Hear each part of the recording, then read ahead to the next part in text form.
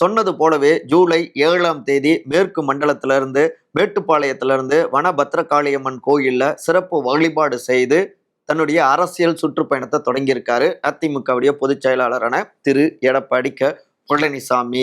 Attack DMK என்பது அவருடைய ஒற்றை டார்கெட்டா இருந்தாலும் மறைமுகமாக கூட்டணியில பாஜகவுடைய ரோல், அதாவது அவங்க லீட் ரோல் எடுத்துடக்கூடாது அப்படின்னும் இந்த பரப்புரையை வேகப்படுத்துறாரு. ஹிடன் அஜெண்டா இருக்கு அப்படிங்கிறாங்க.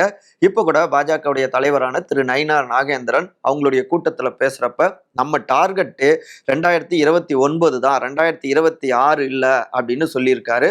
அப்ப 2029 நாடாளுமன்ற தேர்தலில் வலிமையான இங்க அடித்தளம் அமைப்பதற்காக அதிமுக தயவுல 2026 நிறைய எம்எல்ஏக்களை பெற்றுவிடலாம் அப்படின்னு கணக்கு போடுறாங்க.